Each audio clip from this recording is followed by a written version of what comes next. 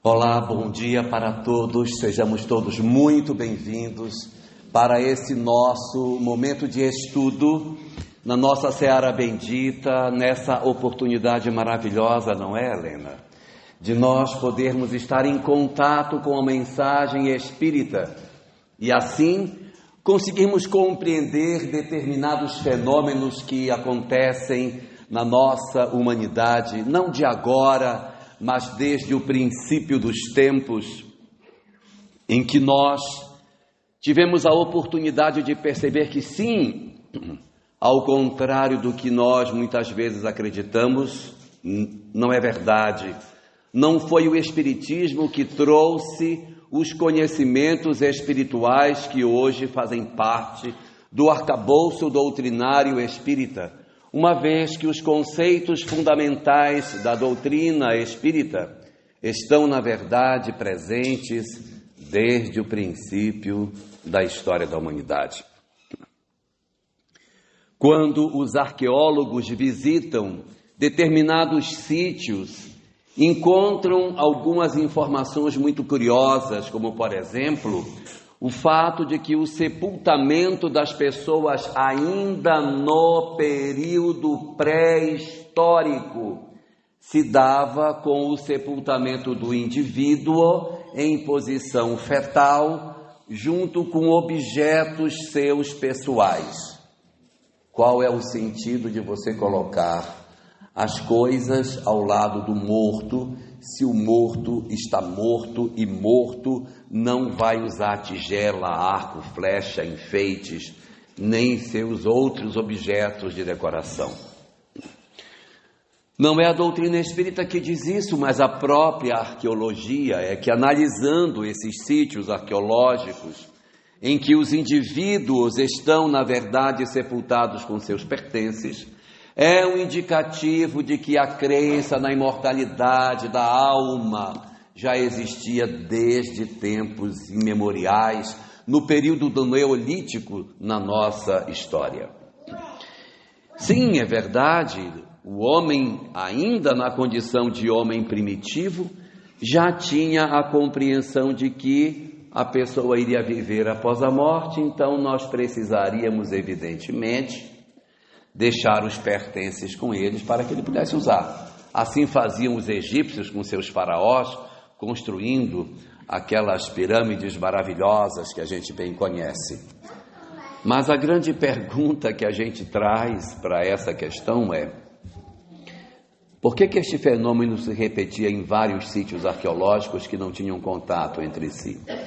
Como é que esta ideia de que a vida após a morte existe acontecia em sítios arqueológicos que não tinham a condição de terem contato entre si, porque naquela época não existia WhatsApp para que eles trocassem informação? Como é que sítios diferentes tinham a mesma prática de sepultar pessoas com seus objetos pessoais?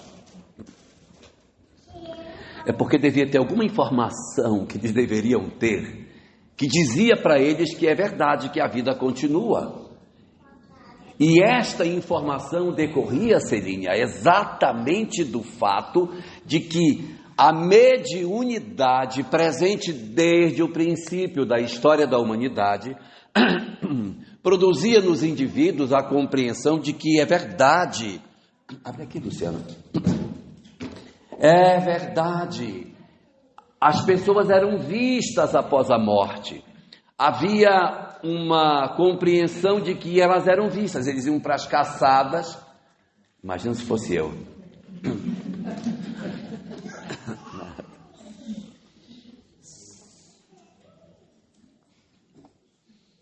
As pessoas iam para as caçadas e eram acompanhadas de seus parentes desencarnados. O cara via o avô, o pai, o amigo caçando com ele. Herculano Pires, quando trata sobre isso, no Horizonte Primitivo do livro chamado O Espírito e o Tempo, nos fala do período pré-histórico e as manifestações mediúnicas. Sim, é verdade, os conceitos das verdades espirituais não surgiram com a doutrina espírita. eles viajam com a humanidade no tempo.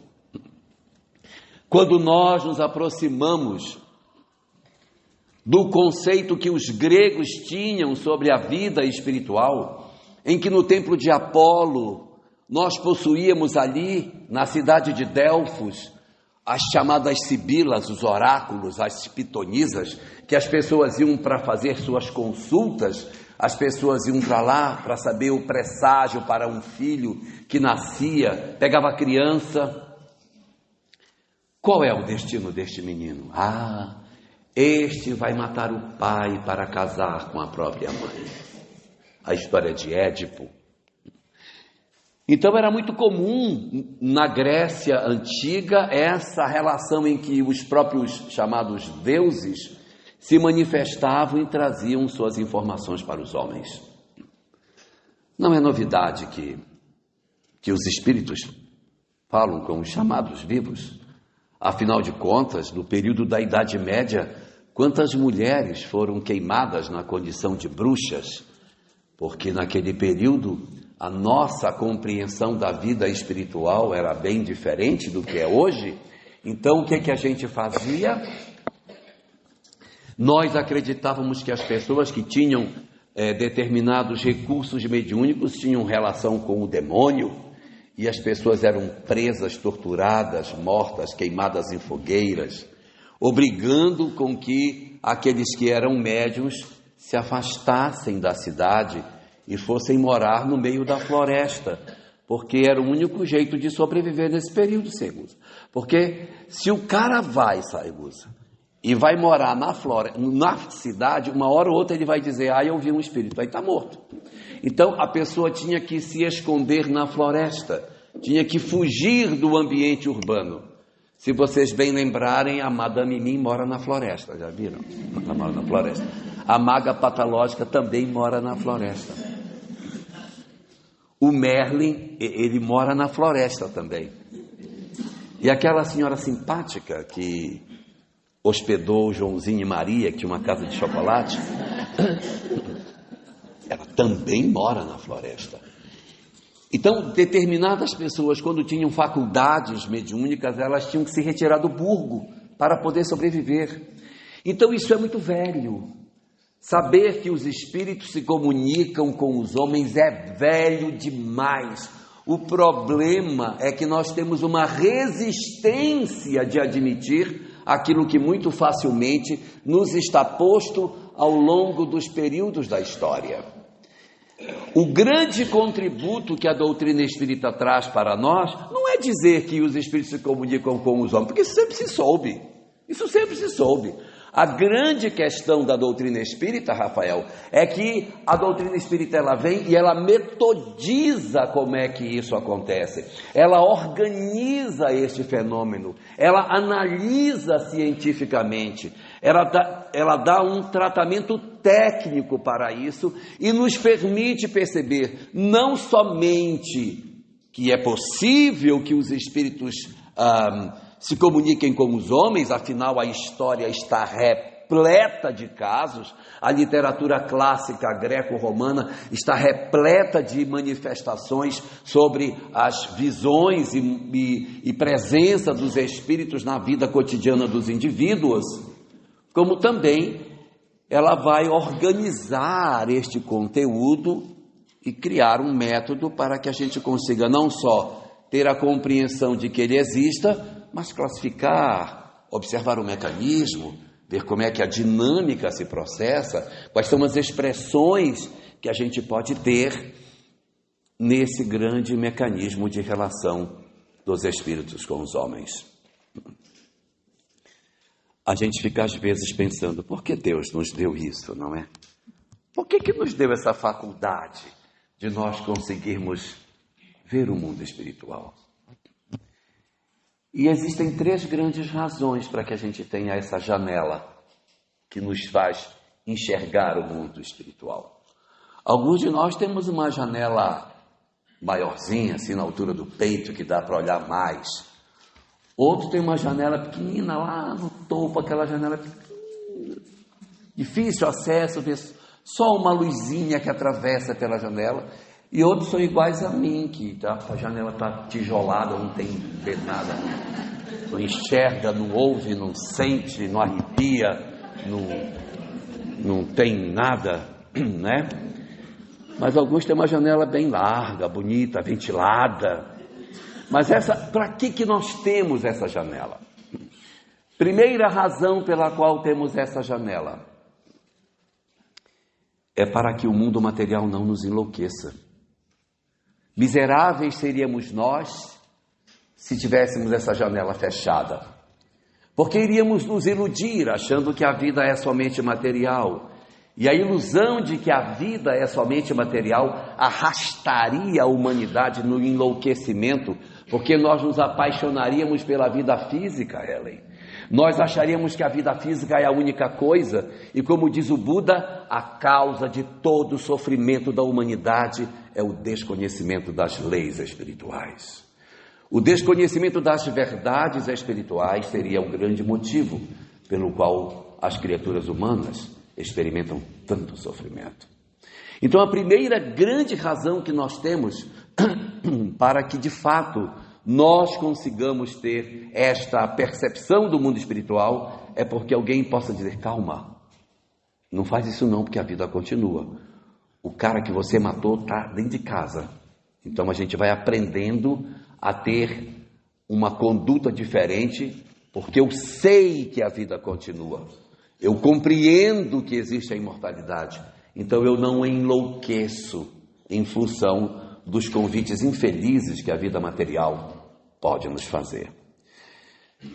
A segunda grande razão é para permitir com que os espíritos benfeitores tenham acesso a nós, né? Porque tem muitos de nós que temos uma crença de que quando a gente reencarnou, o mentor se despediu de nós que nem um instrutor de paraquedismo que empurra o cara e diz: te encontro lá embaixo.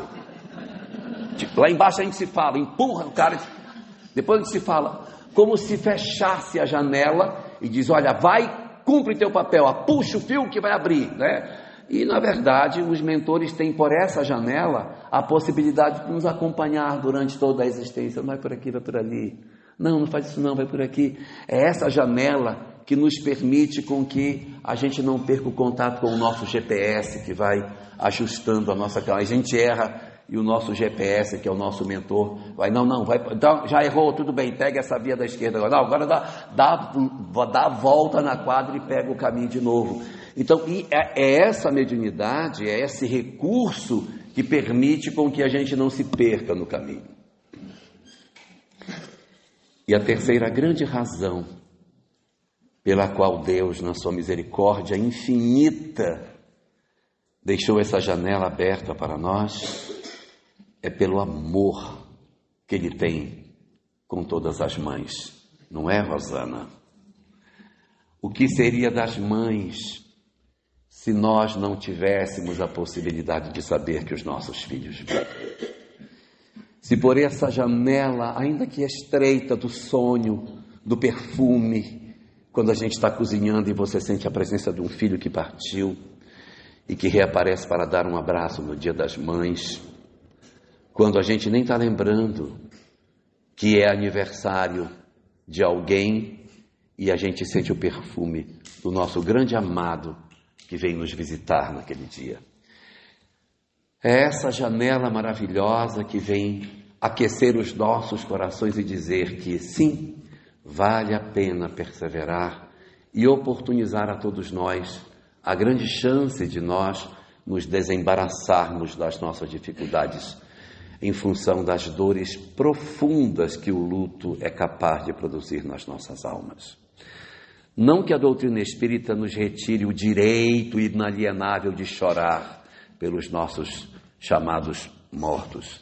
Não que a doutrina espírita nos impeça de sentir saudade, porque é legítima a saudade, é legítimo o sentimento de ausência, é justo, é compreensível, é esperado até mesmo que nós experimentemos a depressão, mesmo que sejamos espíritas experientes. Mas é doído demais assistir à partida de alguém que a gente tanto ama. Mas a doutrina espírita vai nos ajudar a não nos desesperarmos, a não nos desequilibrarmos, e a nós também, depois de termos caído numa depressão até esperada, que a gente consiga sair desse processo depressivo e, tateando as portas, recomeçar as nossas histórias de vidas com as nossas cicatrizes, é verdade, mas com as possibilidades maravilhosas de nós conseguirmos sim promover as grandes transformações que a vida pode oferecer para todos nós. Assim, portanto, é essa doutrina maravilhosa, a chamada doutrina espírita, que oferece para nós a possibilidade de nós entendermos que o fenômeno da relação dos espíritos com os homens pode ser organizado, pode ser metodizado, pode ser estruturado, e dá para a gente enxergar que dentro da literatura espírita existem 7 manifestações diferentes de como que os espíritos podem se comunicar conosco. A gente fala assim 7, a gente começa a achar que, que é 7, um número deve ser cabalístico, deve ser 7 porque 7 são as cores do arco-íris, 7 são as notas musicais, 7 são as horcruxes do Harry Potter, 7 são os pecados capitais, 7 são os CGIs da Branca de Neve, mas na verdade é 7 porque passou de 6 e não chegou em 8, por isso que deu 7. Você vai enumerando, aí vai aparecendo essas 7 formas de manifestações. E quando a gente se aproxima da literatura espírita, Vanessa, quando a gente vai lendo essa literatura e vai tentando organizar o que ela tem, a gente enxerga que existe um tipo de envolvimento, de interferência, ou como diz mais tecnicamente a literatura espírita, um tipo de influência que os espíritos exercem nas nossas vidas, e aí nós vamos encontrar um tipo que é chamado de assédio. O que é um assédio? Um assédio é um assédio mesmo, não sei nem como é que eu vou dizer, um assédio é um assédio. Um assédio é uma condição de influência espiritual em que uma determinada entidade negativa, não é um espírito bom, mas é um espírito imperfeito, que se aproveita de uma determinada circunstância para promover um desequilíbrio na nossa vida. Eu poderia dizer que um assédio é como se fosse uma armadilha. É uma armadilha. É uma coisa que eles promovem dentro de uma circunstância que se criou. Então ele diz, olha, eu vou aproveitar essa oportunidade e vou perturbar essa família com isso aí. Eu estou confundindo vocês? Eu vou ser mais claro.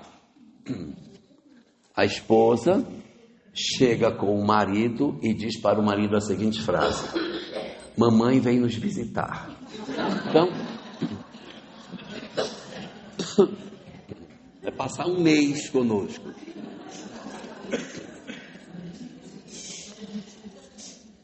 A entidade espiritual interessada, de repente, num desequilíbrio da família, pode aproveitar essa visita. Pode aproveitar. Jogar um contra o outro, criar uma confusão, porque estressa a relação. Pode fazer um estresse na relação entre a mãe e a filha, que às vezes a sogra se dá bem com o genro, mas não se dá bem com a própria filha. E aí ela vem e vai estressar a relação com a filha. Às vezes ela não se dá bem com o genro e vai estressar a relação com o genro. Ou às vezes o casal não está bem e a mãe pode vir estressar a relação entre os dois. jogando um contra o outro. Então, e às vezes não, às vezes ela vem e é uma pessoa maravilhosa, vem para contribuir, né? Chama os netinhos para cozinhar, né, Rosana? Aí vai, bota todo mundo, aquela coisa maravilhosa. Mas isso é uma possibilidade. Não é um processo permanente. Um assédio, ele é dentro de uma janela de oportunidade. É uma circunstância que acontece. E os espíritos dizem, então agora eu vou perturbar. Agora eu vou criar uma perturbação. Não quero que isso aconteça. Então eu aproveito um incidente, uma ocorrência. É uma coisa isolada. Não é um processo permanente. Um assédio é apenas uma ocorrência isolada de alguém que quer perturbar outro alguém. E que, achando uma oportunidade, cria ali um espaço para perturbar. De repente, você tem uma pessoa que em casa houve um problema e aproveita aquele problema para criar um problema maior. Alguém em casa bateu o carro, chegou em casa chateado que bateu o carro, aí o outro vai e inspira. Sabe por que você bateu? Porque você não presta atenção no trânsito. Aí pronto, estimula o outro a falar, briga, vira uma confusão danada. Mas ele nem é um espírito que está o tempo todo ali. Ele se aproximou para tentar fazer o processo de perturbação. Isso nós chamamos de assédio. Mas e se o assédio se tornar repetido? Se tiver um espírito que ele mantém um assédio atrás do outro, ele decidiu que ele vai aproveitar todas as oportunidades para perturbar. Nessa hora, nós estamos diante de que cenário? Aí já não é mais chamado de assédio. Quando, por algum motivo, um processo de perturbação de uma entidade sobre outra promove uma sequência de fenômenos em que já se estabeleceu um vínculo duradouro entre o perturbado e o perturbador, nós não dizemos mais que é um assédio, porque o assédio é uma ocorrência que se deu esporadicamente. Mas se é um fenômeno que acompanha alguém, a literatura espírita, ela abre este cenário e nos oportuniza a compreender este fenômeno continuado no tempo com uma nova nomenclatura. Então, processos de assédio que se repetem de maneira sistemática no tempo, nós damos o nome disso de obsessão. O que é a obsessão? A obsessão é uma sequência longa de assédios seguidos de um espírito dentro de um processo, dentro de uma determinada família. É claro o que eu digo? Então vamos classificar a obsessão.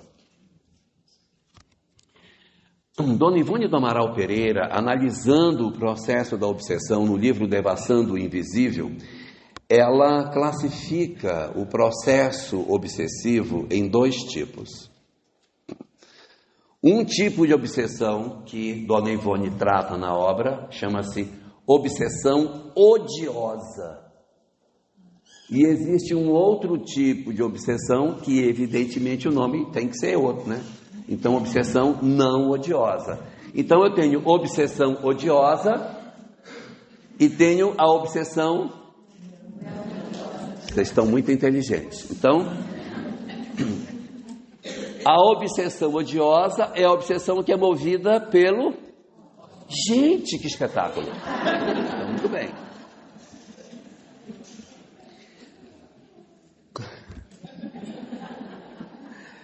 Como se subdivide a obsessão odiosa? A obsessão odiosa, ela se subdivide em 3 causas diferentes. Tem 3 formas diferentes de acontecer um processo de obsessão odiosa. Primeiro tipo de obsessão odiosa por vingança. Por vingança. Eu não gosto de você, eu perturbo você. Mas por que você não gosta de mim? Porque você fez alguma coisa para mim nesta existência. Nesta existência. Você me prejudicou, eu já desencarnei e agora eu tenho raiva de você. E eu vou perseguir você porque eu tenho raiva de você. pelo que você me fez. Então, você me prejudicou nesta existência e eu perturbo você por conta disso. Imagine que você tem uma determinada profissão e nessa profissão alguém, por algum motivo, se sentiu prejudicado pelo que você fez. No livro Libertação, nós temos um caso desse tipo. O juiz dá um veredito ruim para uma determinada pessoa, ele se sente prejudicado, a vida dele fica muito mexida por conta dessa decisão que o juiz toma e ele passa a perseguir o juiz. Ele desencarna e passa a perseguir o juiz. Veja, foi na mesma existência, o cara praticou algo com alguém, essa pessoa desencarnou e ele passa a perturbar. Vamos colocar uma situação mais prática. Outro foi lá e matou a pessoa. Pá, matei. Morto bicho, morto veneno. Pá, matei, pronto, acabou. Não, a pessoa que foi assassinada, ela pode, não é obrigatório, né? Porque Jesus também foi assassinado, né? Mas não se tornou obsessor de ninguém, Gandhi também, muitos outros. Mas este foi assassinado e se volta contra os seus assassinos. E aí, nesse momento, você pode experimentar um processo de perseguição daquele que foi assassinado por alguém. Então pode ser dessa existência, pode ser dessa existência, mas pode ser muito, muito, muito mais frequentemente de uma existência anterior. De uma existência anterior. A gente não está muito, lembrado daquilo que a gente fez e a gente, de repente, escorregou. A gente fez algo com alguém que infelicitou essa pessoa e este indivíduo, então, agora na atual existência, ele nos procura psiquicamente e nos perturba, nos faz adoecer, nos produz irritação, adoecimentos físicos, adoecimentos psicológicos, perturba o nosso sonho, não deixa o sono ter qualidade, fomenta desarmonias dentro do lar, promove irritações desnecessárias. No livro Sol de Esperança, no capítulo 35, Joana de Ângeles trata dos conflitos do lar. E aí ela enumera lá um monte de situações que fazem o casamento estar ruim. Até aconselho depois vocês darem uma lida para ver se bate a cartela de bingo ou não do que tem lá. Celeiro de Bênçãos, capítulo 34, Sol de Esperança, capítulo 35. Então lá tem uma sequência. Aí tem várias coisas, né? Silêncio injustificável quando os cônjuges estão juntos. Eles estão juntos, são dois calados. Isso é um problema. Desinteresse pelo problema do outro. A pessoa vem, bem, estou com um problema aqui, tem um negócio aqui. Não é nada, está ótima. Aí também é problema. Então são problemas que a gente possui, que são sinais de problema no lar. E tem um lá que ele cita, que é assim, desconforto injustificável quando se aproxima do lar. O cara saiu do trabalho, ele estava bem. Quando ele estaciona o carro na garagem, ai meu Deus. Então, presumivelmente, alguma entidade que vincula a sua presença àquela família pode estar promovendo essa sensação de mal-estar. Entra em casa, nossa, vai começar tudo de novo. Né? Então você já vive uma ambiência de uma psicosfera pesada, isso pode ser promovido por uma entidade com essas características. Então a obsessão odiosa por vingança, ela vai se promover ou porque há uma causa do passado ou há uma causa do presente, que vai fazer com que a pessoa seja atingida por um processo obsessivo odioso. Mas existe obsessão odiosa por uma outra causa, que eu não quero que ninguém se preocupe. É a obsessão odiosa que não é por vingança, é uma obsessão odiosa por conta da causa que você defende. O obsessor diz assim, eu não tenho nada contra você, acho até você uma pessoa simpática, mas enquanto você vier alfabetizar a criança na periferia, eu vou te perturbar. Enquanto você trabalhar nesse hospital, tentando cuidar desse pessoal que é meu, eu vou perturbar você. Enquanto você estiver nessa atividade de tentar ajudar essa comunidade, eu vou te perturbar. enquanto você estiver na atividade da casa espírita, eu também vou perturbar você. Ou seja, credenciar-se na obra do bem, e eu não estou falando que a obra do bem é a obra espírita, porque a obra do bem não tem contorno, pode ser o professor da escola rural, pode ser o agente comunitário de saúde, pode ser a assistente social que está lá do CRAS, atendendo a comunidade carente, pode ser a pessoa que trabalha numa repartição pública que acolhe pessoas em condição de fragilidade, pode ser uma outra que trabalha no albergue, mas, gente, se você se filiou na obra do bem, você está ajudando determinadas pessoas que possuem seus inimigos. E como você está tentando ajudar aquele que tem inimigos, o amigo do meu inimigo é meu inimigo também. Então a pessoa olha, está querendo ajudar? Pois então vou perturbar você também. Credenciar-se na obra do bem favorece com que você tenha, isso é verdade, perturbações espirituais, isso é fato.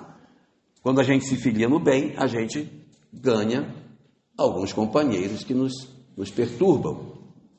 Agora, tal como o Roberto Carlos, quando a gente se filia na obra do bem, a gente também ganha 1 milhão de amigos, né? Eu quero ter 1 milhão de amigos, porque na medida em que você ingressa no bem, eu ganho uns perturbadores, mas o que eu ganho de gente para ajudar é um negócio descomunal, porque a intensidade do socorro que nós recebemos quando nós nos predispomos a fazer algo para alguém é uma coisa que não existe palavras para definir. As emoções,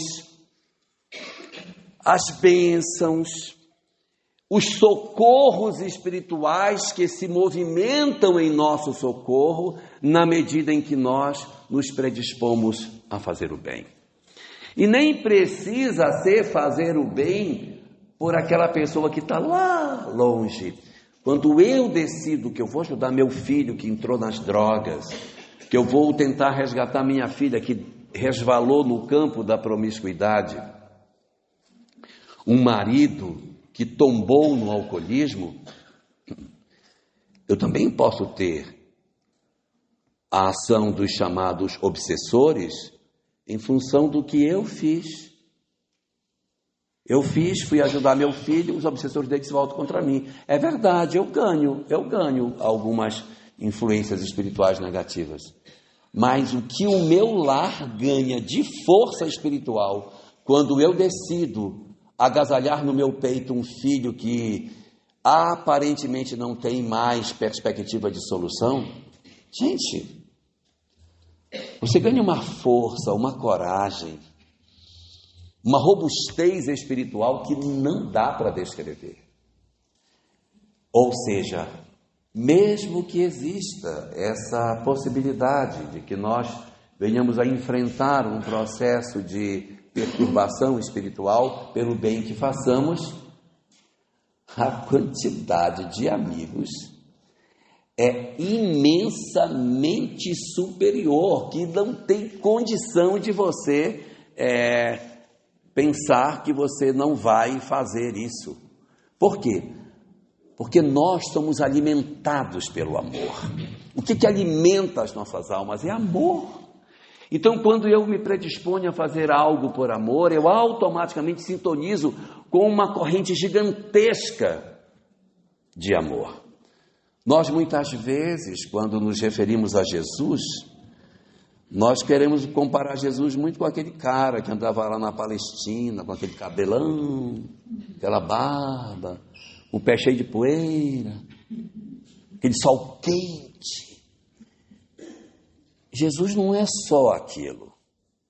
Jesus é o governador planetário. Ele tem um poder absurdamente grande. Ele é o governador do planeta. Ou seja, é a entidade que governa todas as regiões da Terra. Existe uma expressão que o pessoal das igrejas mais tradicionais usa, esse nome tem poder. Mas isso aí é verdade mesmo. Tem muito poder no nome dele. Existe muito poder quando você... Quem trabalha com reunião mediúnica sabe disso. O poder que a palavra do nome dele, quando você acredita no que ele é capaz de fazer, como transforma as pessoas, como sensibiliza as entidades espirituais. É uma coisa gigantesca. Então ninguém pode ou deve temer fazer o bem com medinho dos obsessores. Vai ter. Mas vai ter uma contrapartida espetacular. E essa obsessão odiosa, que pode ser por vingança, que pode ser pela causa, tem um terceiro tipo de obsessão odiosa também. Que não é porque ele me conhece e não sabe quem eu sou, não me conhece. Também não tem nada a ver com a causa, não tem. Mas tem uma inveja desgraçada. Sabe? Uma inveja. Sabe aquele pessoal que quando vê um casal feliz, assim, tem uma inveja? Tem tanta vontade que separe? Tem. Eu vou dar um caso mais clássico, que aí vocês vão ver que é verdade. Vocês já viram como o pessoal do fundão celebra quando o nerd erra na prova? É uma festa no fundão da sala. Por que eles celebram quando o outro erra? Eles estão querendo que ele se dê mal, por quê? Por que ele quer que ele se dê mal? Porque eles não gostam dele? Eles nem sabem quem é o outro. Mas é porque me alivia. Se o outro lá na frente tirou 10, miserável, tirei 2, tirou 10, desgraçado. Mas se ele tirar 6, eu não estou tão mal, né? Não estou tão mal. Então, se eu conseguir fazer ele errar, eu me sinto bem, porque o tá vendo erra também cai. Então eu quero que caia, porque me agrada saber que ele não é assim tão como ele pensa que ele é. Então existe a chamada obsessão odiosa por inveja de determinadas entidades que querem que as coisas deem errado, para que alivie a consciência dele de que ele não é tão torto como ele poderia pensar que ele é. Livro Libertação é que tem também a demonstração desse processo de perturbação espiritual. Muito bem. Essas são as obsessões odiosas, mas eu disse que tem as obsessões não odiosas. Mas como eu não sou mal, eu não vou perguntar para vocês o que promove. Porque a obsessão odiosa, é claro que o que promove é o ódio na cara.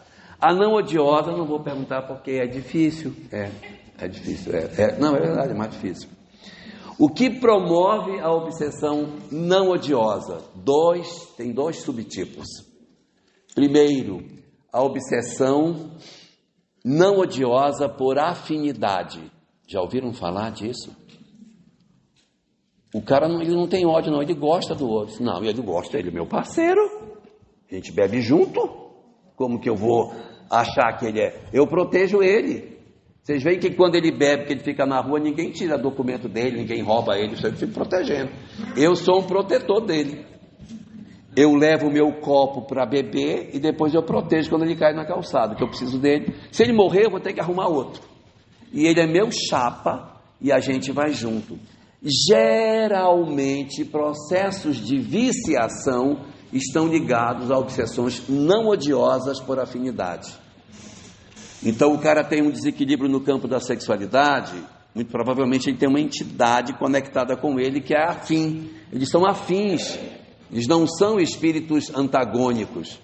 Se nós pegarmos o livro Missionários da Luz, logo no começo, nos primeiros capítulos, capítulo 3, logo da obra que André Luiz vai numa reunião mediúnica, que tem um rapaz que tem desequilíbrio no campo da sexualidade, ele entra na reunião mediúnica e os obsessores ficam lá fora esperando por ele para ele sair. Até o cara sair, quando ele sai, se conectam nele e vai embora. Essas entidades são do campo, não são inimigos dele. É que ele começou a frequentar um meretrício, um prostíbulo, e essas entidades gostaram dele, acharam ele gente boa, aí se conectaram nele. Então ele está agora com essas entidades vinculadas a ele. Ele disse, não sou inimigo dele não, ele é até gente boa, eu gosto dele, por isso que eu estou com ele, porque ele é gente boa. Então é um tipo de obsessão que não é movida pelo ódio. Não é movida pelo ódio, é movida pela afinidade.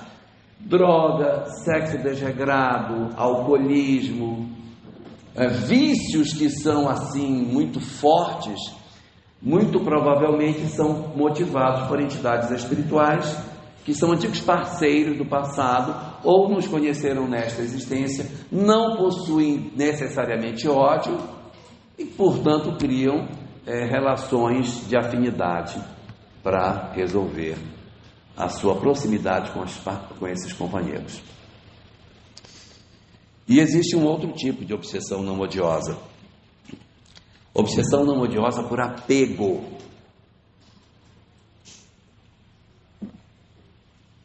Obsessão não odiosa por apego são os casos de obsessão no qual você tem um parente. O avô ama demais a neta. E o avô enfrentou um grave problema de, uma tuberculose. E ele desencarnou dessa tuberculose. Mas ele tinha um amor por essa neta e a neta tinha uma loucura pelo avô. Depois que o avô desencarnou, o que aconteceu com a neta? Ela adoeceu. E ela está apresentando os sintomas que o avô tinha. Ela tem tosse à tarde, tem uma febrícula, viu? Aí a Ângela aqui é da área. Tem uma febrícula, tem olhos inchados, tosse seca, né? Aí vai fazer um exame de escarro na criatura, não tem nada. Mas ela tem a sintomatologia da tuberculose, mas ela não tem. O que pode estar acontecendo? A proximidade do avô, que ama a neta, tem apego a ela, ele se vinculou, as almas se acompliciaram e as energias dele estão sendo sentidas por ela. Então ela está passando por um adoecimento em função do processo doloroso que o avô possa estar experimentando no mundo espiritual. Isso é confuso? Poucas cabeças se mexeram. Exercício. De todas essas obsessões, qual é a mais difícil de ser trabalhada? A obsessão odiosa por vingança, a obsessão odiosa por conta da causa, a obsessão odiosa por inveja, a obsessão não odiosa por afinidade ou a obsessão não odiosa por apego? Qual é a mais difícil de terapia? Por incrível que possa parecer, a mais difícil é a não odiosa por afinidade. Os processos de ódio são mais fáceis de serem resolvidos do que os processos da afinidade. Porque você conversa com a entidade que odeia, oferece outras oportunidades, dá a ela a chance dela se desembaraçar, aponta o quanto que ela está distante dos seus amores e ela acorda. E de repente é mais fácil. No livro Elevação do Invisível, quando Dona Ivone do Amaral Pereira trata das questões da obsessão, ela diz uma coisa muito curiosa, e eu vou falar o que ela disse. Eu não quero que ninguém fique com raiva de mim, mas é o que ela disse, tá? Então ela diz o seguinte lá, é verdade. Ela diz que entre o obsessor mulher e o obsessor homem, qual é o mais tenaz? Esse mesmo. E aí? E ela justifica. Eu não vou nem dizer qual é, que é para não ter problema. Ela diz o seguinte, é que esse tipo aí, que vocês pensaram, ama mais, se entrega mais, tem mais intensidade no amor. Então, quando se sente traído nos seus sentimentos, quando se sente desamado, abandonado, etc, tem mais raiva. É só dar uma olhada domingo de manhã na frente do presídio feminino. Quantos maridos vão visitar suas esposas que estão presas? Tem meio na fila, meio. Quando tem um é muito. E quantas mulheres vão visitar seus maridos no presídio? Então elas têm muito mais intensidade de amor. E o homem diz, não, isso é problema, rapaz, isso é problema, pula fora, isso é problema. E ele já pula fora, ele não gosta de se comprometer muito, não. Então, até o obsessor diz, não, larga a mão, deixa isso para lá, larga a mão. Já as mulheres dizem, eu o amei profundamente, e ele traiu as entranhas da minha alma. Então diz ela, Dona Ivone, que na análise que ela faz, o obsessor mulher ele é mais tenaz do que o obsessor homem, no aspecto passional, claro, né? Se eu tiver uma mulher brigando por uma herança, tanto faz se ela é mulher, se ela é homem, ela não vai interferir, né? Mas é a questão passional, elas são muito mais ardentes.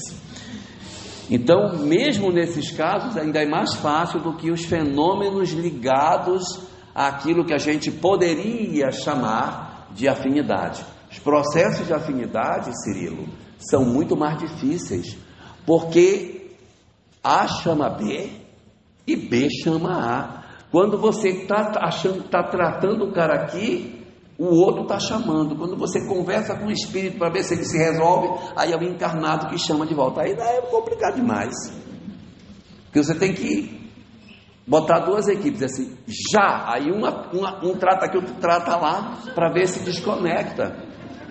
Aí passa uma semana, o cara está de novo, né?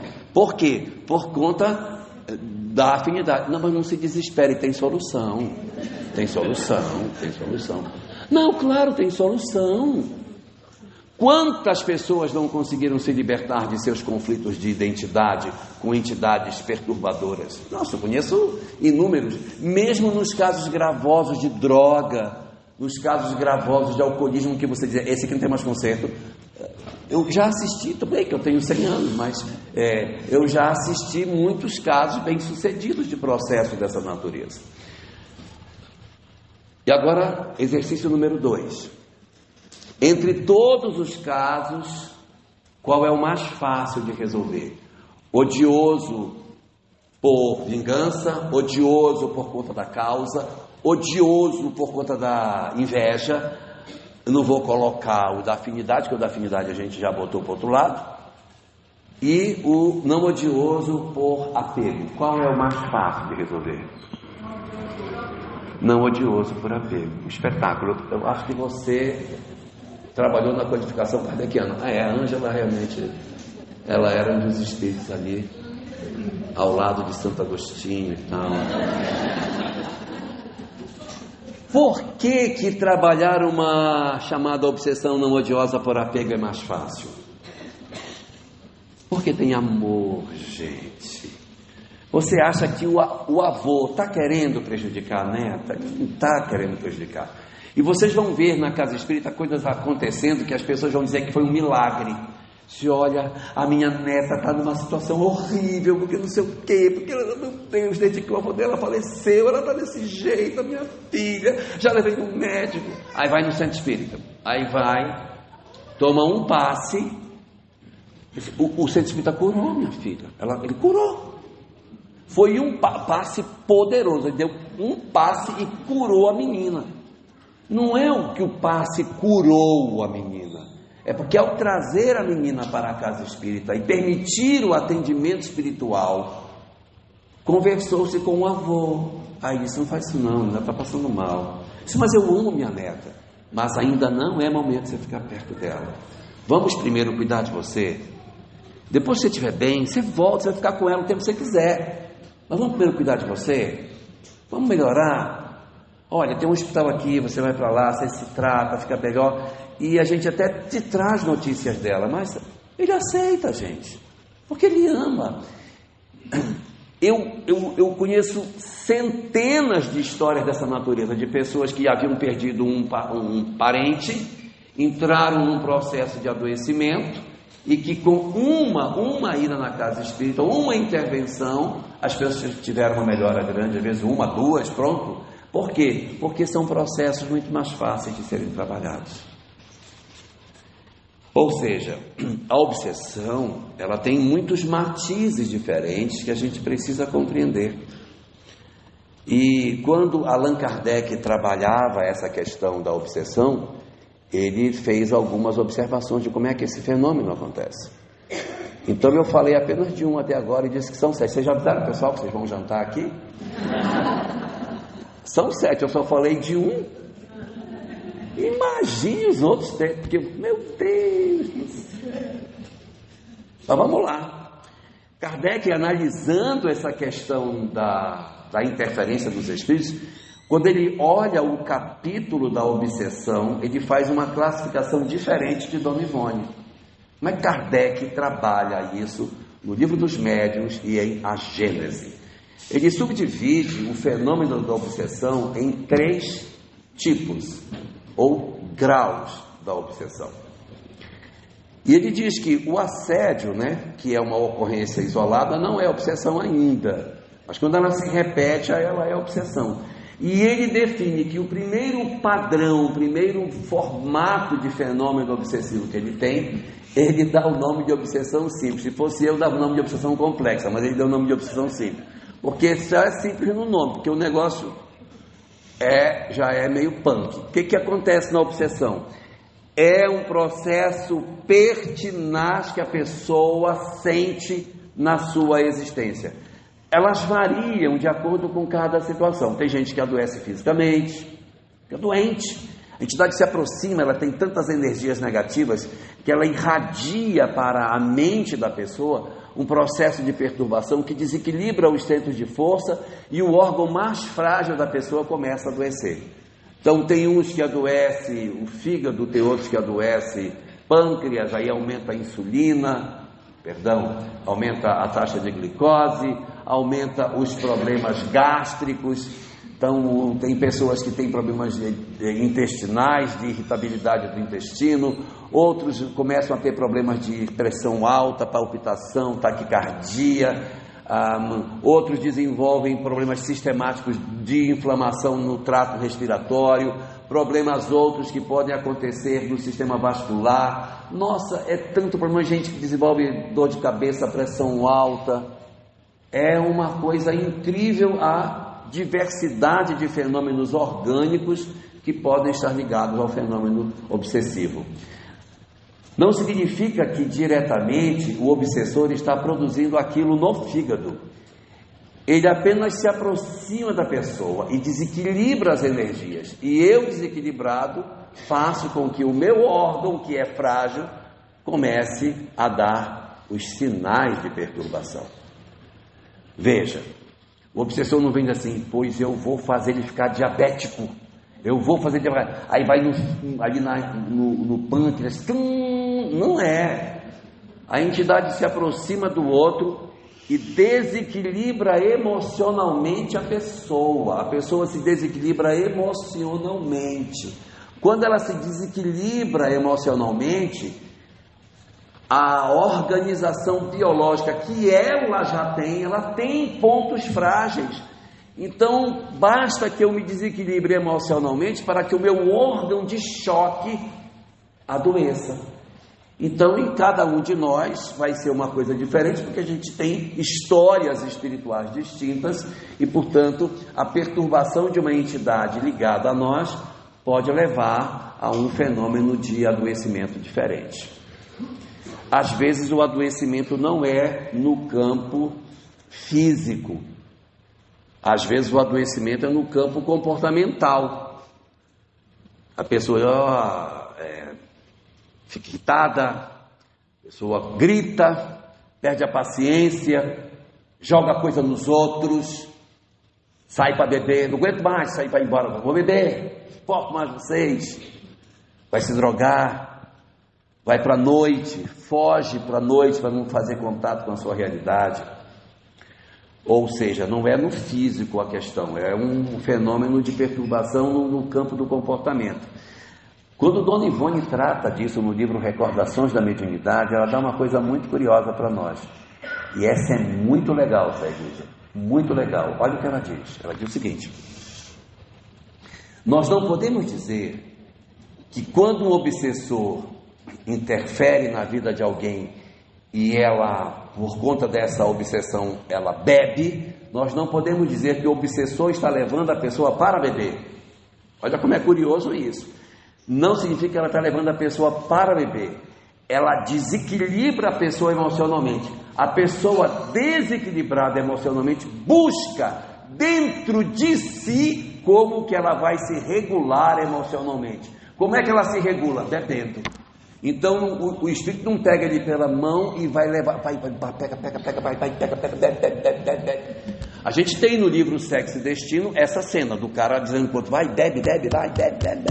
Tem, mas eu não posso dizer que todo o processo de influência espiritual é direto. Eu posso ter, evidentemente, esses nos quais o Espírito, ele me irrita, me provoca um desequilíbrio, como gosta de chamar o pessoal da autoajuda, como é que eles chamam, meu Deus? Desequilibra os chakras, né? Eles gostam de dizer, estou com meus chakras desequilibrados. Então, o que acontece? O sujeito se desequilibrou emocionalmente, e quando ele desequilibra emocionalmente, ele vai procurar se regular. Como é que ele se regula? Tem gente que se regula pegando um prato e jogando na parede. O outro vai para o shopping, né? Pega o cartão do marido, aí depois acalmei. Tem outros que comem, né? Se regula comendo. Daqui eu só levanto quando eu acabar. E aí cada um de nós tem uma maneira de se regular. Tem uns que se regulam no trânsito, gritando com todo mundo.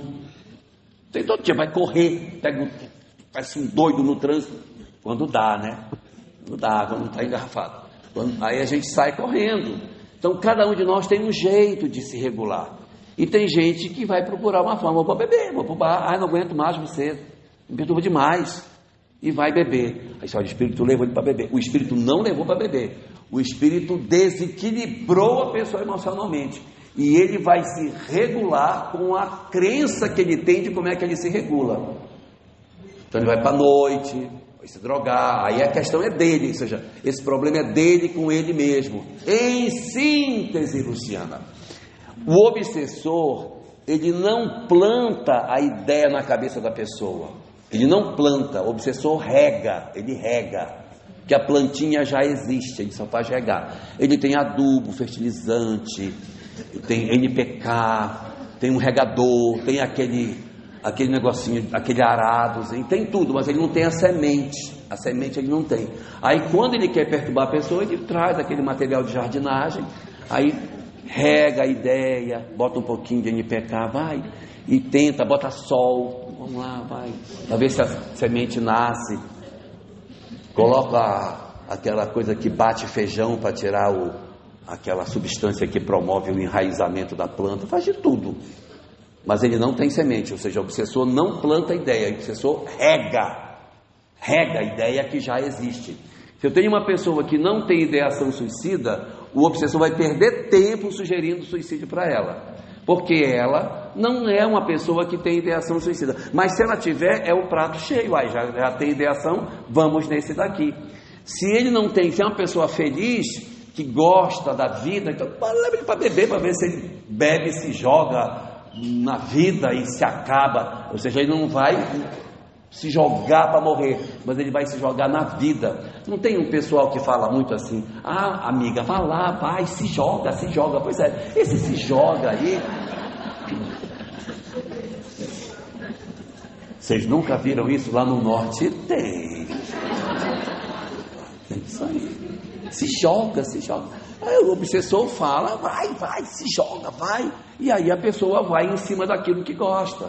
Então esse primeiro padrão chamado obsessão simples, a obsessão simples é esse fenômeno que pode perturbar o sono, pode perturbar o físico, pode perturbar o emocional, e pode durar uma existência inteira, tá? Pode durar uma existência inteira. A pessoa pode passar a existência toda num processo de perturbação. Sofre, ela se sente incomodada, ela sente que ela não está bem. E a pessoa diz para os amigos, gente, eu estou perturbado. Eu sinto que eu estou... Aí o olho fica logo assim. Eu sinto que eu estou perturbado, eu sinto. Por quê? Porque ela percebe que ela está irritada, alterada, a saúde, o sono, o sonho. Ela sabe que ela está fora do seu estado normal. Isso é uma característica típica de processo de obsessão. Isso é só o simples, tá? Imagine o complexo. Aí Kardec, analisando esse processo, ele falou de um outro tipo de obsessão. Para quem já se perdeu, eu estou no terceiro tipo. Eu falei de assédio, falei de obsessão simples, e agora estou no terceiro tipo, que Kardec chama de subjugação. O que é subjugação? Bom, subjugação é o agravamento da obsessão simples. Porque na obsessão simples tem todos esses sintomas, mas tem uma característica. A pessoa diz: eu estou perturbada, estou precisando de ajuda, eu vou procurar um psicólogo, um psiquiatra, um trem qualquer, preciso de alguma coisa para sair desse meu estado, porque bem eu não estou, eu preciso me tratar. Isto é bem típico de obsessão simples. O que é que caracteriza a subjugação? A pessoa tem essa sintomatologia e diz: o meu caso não tem mais jeito, nem adianta eu procurar ajuda. No caso da subjugação, a pessoa entregou os pontos, ela desistiu de lutar. Fenômenos de depressão profunda são muito típicos de casos de chamado subjugação. Quando o indivíduo decide se trancar no quarto e nunca mais sair, que ele coloca algodão nas frestas da janela para que a luz do sol não entre, quando ele já não está mais interessado em retomar a sua vida mais, ele está vivendo muito provavelmente um quadro de subjugação. Como é que a gente acompanha pessoas em casa que vivem esse quadro? Você precisa fazer alguma coisa para retirar a pessoa da sua rotina. Então a gente não critica, a gente não ofende. De novo, parece uma louca dentro desse quarto. Não faça isso, você só piora. Aí a pessoa se enfurna mais. Tem que conseguir tirar a pessoa. Então como é que a gente faz? A gente entra no quarto para tirá-la. Não diga assim: sai do quarto e vem para cá. Ela não vai sair. Pode até sair, mas vai sair a contragosto. Entra, conversa e tenta tirar. Mas quando tirar, tire com um propósito. Não diga assim: sai do quarto, vai lá para fora, vai lá para fora. Vai para fora, quero você na sala, sentado lá, conosco. Não vai. Pode até ir, mas vai só o corpo, a alma está lá no quarto, jogada na cama. Não tem como. Então você tem que tirar a pessoa com um propósito. Você entra lá e diz: minha filha, vou fazer um bolo, você não quer me ajudar? Enquanto eu vou batendo a massa, vai batendo as claras. Ela tem que se sentir útil. Vou lavar a louça, eu vou lavando, você vai enxugando. Vou lavar a varanda, enquanto você joga água, eu vou fazendo. Não dê tarefa para depressivo sozinho. Sair de manhã cedo e dizer: olha, vou acabar com essa tua depressão é hoje. Eu vou para o trabalho, você vai limpar a casa todinha hoje. Você ficar em casa, não faz nada. Você vai limpar toda a casa, vai cozinhar, vai lavar essa área de 160 metros quadrados que tem aqui do lado, dar banho nos 3 cachorros. Quando eu chegar meio-dia, eu quero a casa limpa, cachorro banhado, área lavada e o almoço pronto na mesa.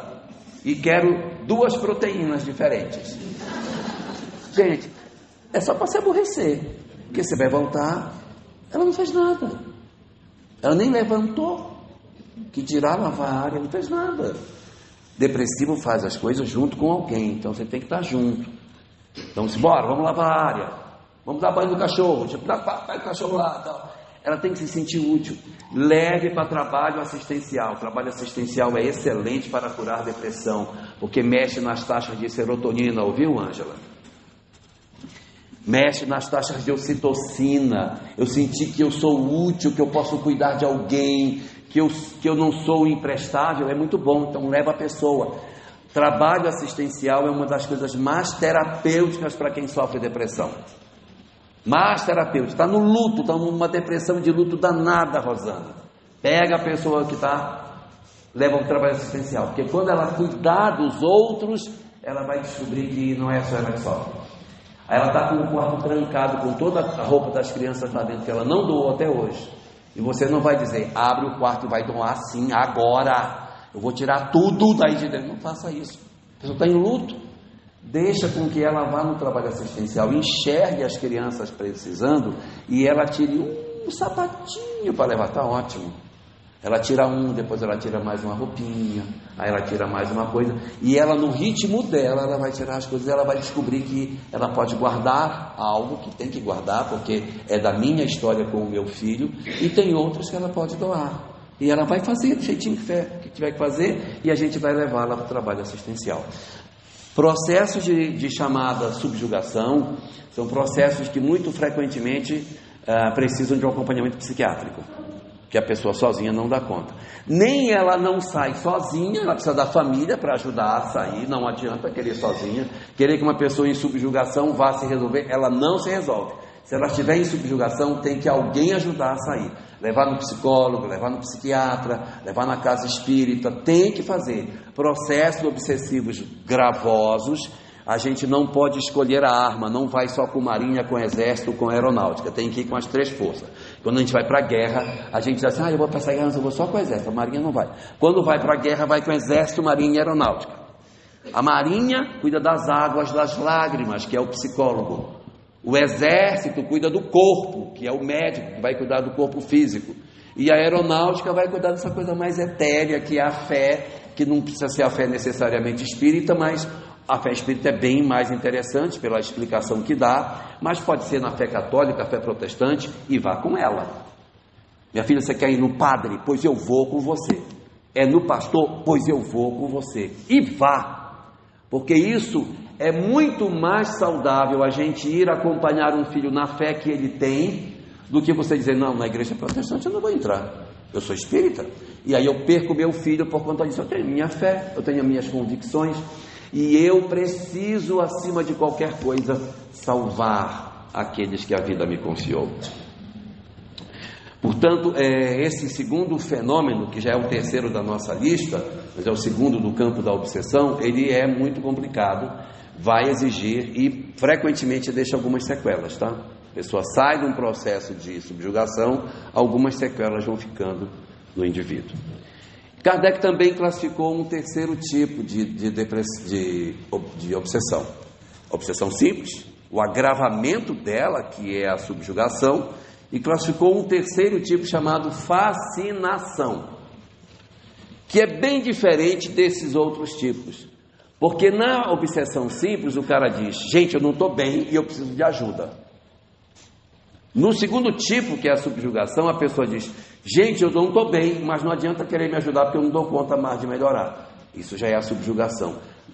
No caso da fascinação, o espírito diz diferente, a pessoa diz diferente. Ela diz, gente, eu não estou perturbado, quem está perturbado é vocês estão tudo doidos. Eu estou bem. Uma vez eu, meu Deus, esse relógio não para, eu vou arrancar da parede. Uma vez eu atendi uma senhora na Federação Espírita de Rondônia, há uns 30 anos atrás. Ela recebia umas psicografias lá, os negócios, e aí ela levava para eu ler. Cada coisa que, gente, eu devia ter guardado aquilo, porque era um trem sem pé nem cabeça. Eram umas coisas super esquisitas. Aí quando foi um dia, ela veio me despedir de você. Você vai viajar? Não, vou morrer. Ah, é? Este final de semana eu morro. É mesmo? Vou deixar este corpo físico, então vou me despedir, agradecer as palestras e tal. Ah, tá bom. Então me despedi dela, né? Me despedi, abracei e tal, e desejei felicidades para ela no mundo espiritual, porque ela estava desencada, perguntei se ela se suicidar. Não, ela sou normal. Quando foi na quarta-feira seguinte, quem estava no salão? Aí disse, é hoje que eu vou curar essa mulher. Aí eu digo, hoje eu curo ela da fascinação. Se eu não curar hoje, não curo nunca mais. Em vez de esperar ela vir até mim, eu fui até ela. Olá, como é que está a senhora? Tudo bem? Ah, estou bem, está ótimo e tal. A senhora me falou semana passada que a senhora ia morrer. Como é que ficou isso? Ela me respondeu: mas eu morri. Quem está aqui agora é outra pessoa. Olha que legal, né? Muito legal. Gente, fascinação é muito difícil de trabalhar. Que a pessoa não se acha adoentado. Como é que você vai cuidar de alguém que acha que não está doente? Parece aquela mãe que pega a foto do 7 de setembro do filho marchando e vira para o marido e diz assim: olha, meu bem, coisa linda, nosso filho é o único de passo certo do pilotão, não é lindo isso? Quer dizer, acha que está todo mundo errado, só ele que está certo, está todo mundo perturbado. Como é que você ajuda uma pessoa que está perturbada? Geralmente, quem entra num processo de fascinação não suporta a crítica e se afasta. Aí fica pior, porque ele se afasta da casa espírita, ele se afasta dos parentes, ele cria uma vida toda bizarra. É difícil de trabalhar. Mas não é impossível. Não se apavore também não. Não se apavore não. É possível, é possível. É possível, é possível. É muito difícil. De todos os fenômenos do processo obsessivo, todos os fenômenos obsessivos, a fascinação é o mais problemático de todos eles. É o mais problemático. Para quem se perdeu, o quinto tipo, tá? Vou falar agora. Já falei de assédio, obsessão simples, subjugação, fascinação. Agora eu vou falar do quinto. O quinto tipo de influência espiritual que a gente tem chama-se proteção espiritual, que a gente fala tão pouco. Os nossos espíritos benfazejos, os nossos amores, meu Deus, como é maravilhoso. Você reencarna e o mentor não vai desistir de você. Diz a doutrina espírita que não adianta você entrar por um caminho equivocado, que você não será esquecido pelo seu mentor. O mentor nunca desiste do seu protegido. Ele está o tempo todo cuidando de nós, oferecendo alternativas. Às vezes as pessoas dizem: eu perdi a minha encarnação. Gente, só perdeu se caiu do bolso, porque não tem como você perder a encarnação. Porque se você tinha uma programação A e executou a B, você fez a B. Eu vim para ser médico, mas aí eu engravidei a minha colega de faculdade e aí eu abri uma sapataria. Perdeu a encarnação por isso? Mas e a história com ela? E a história com esses filhos? A gente não pode achar que a gente perde a encarnação porque a gente não cumpriu o planejamento principal que tinha. Porque a gente sai de lá, ninguém sai com uma roda só, a gente sai com uma teia. Errou aqui, pegou para cá, tudo bem, vamos para frente.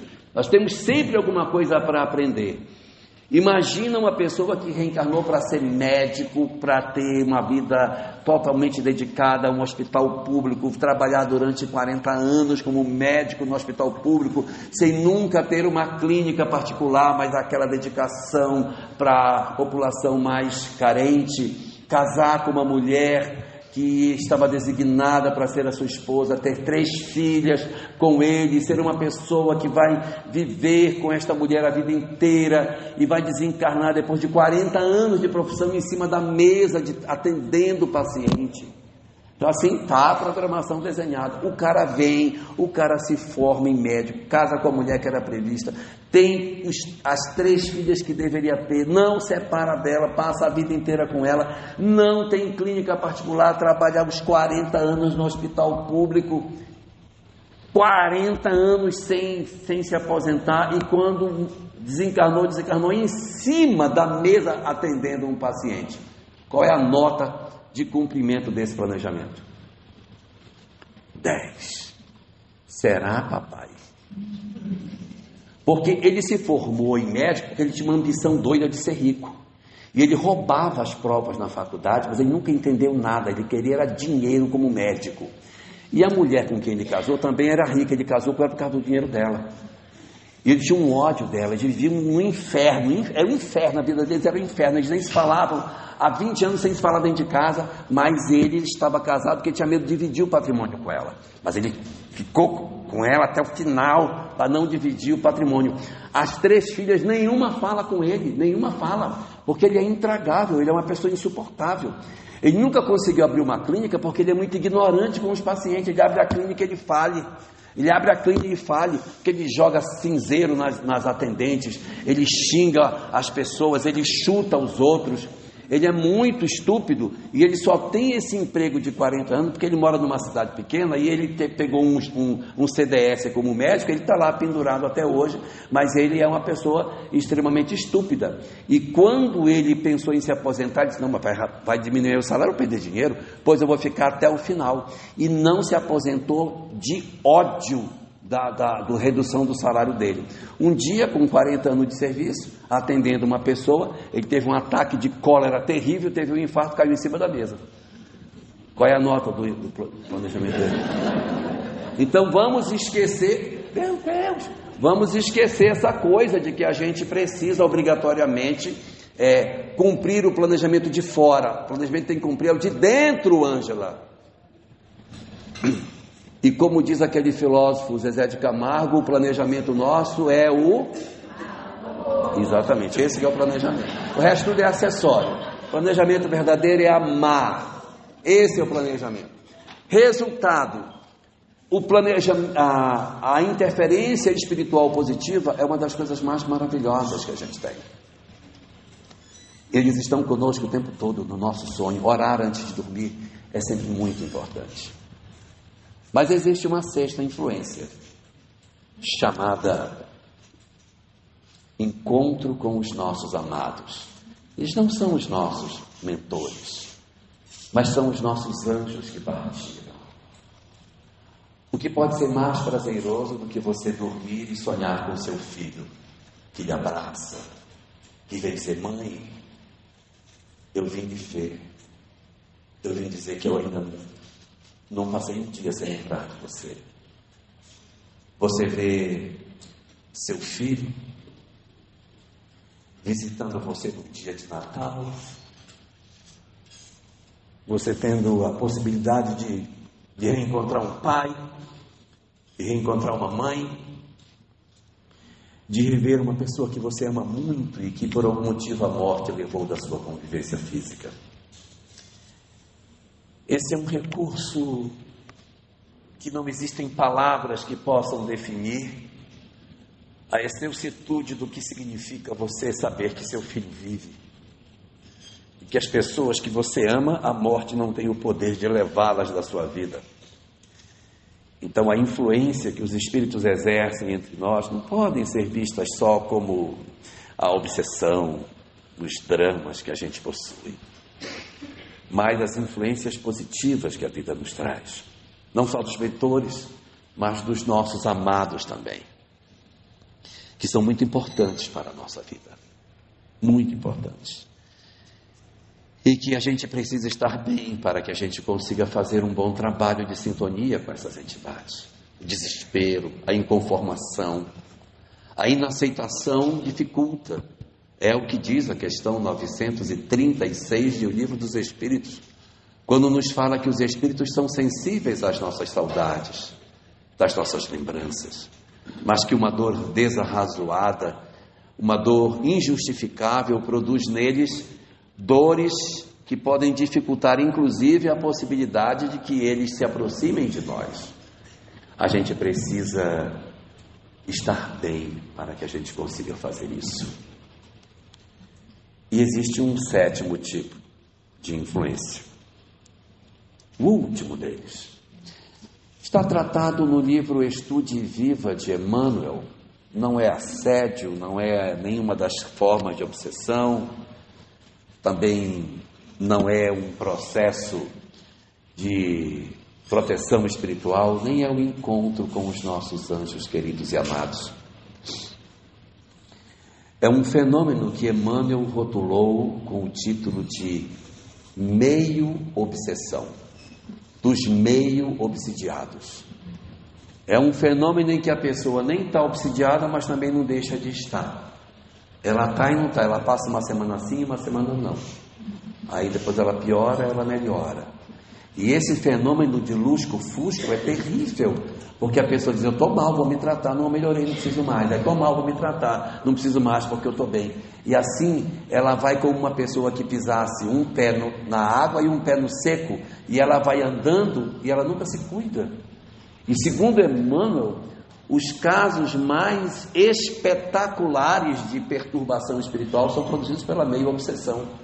Porque as obsessões tenazes, fortes, intensas, logo se percebe, logo se trata, logo se cuida. Mas os bilhões de espíritos em meio-obsessão nunca se cuidam e criam a maior parte dos dramas que a nossa vida hoje possui. É muito importante, por isso, que nós estejamos atentos não somente aos fenômenos que a obsessão em si nos oportuniza, mas os casos da chamada meio-obsessão. E para todos eles, a meio-obsessão, o assédio, as obsessões, para todas essas expressões, o grande instrumento é a sintonização no bem. Mantermos a nossa sintonia no bem, a nossa convicção, a nossa fé, e o esforço da nossa transformação moral é o maior antídoto contra o processo da perturbação espiritual. O processo da perturbação se estabelece pelo pensamento, e é pelo pensamento que a gente se desvincula.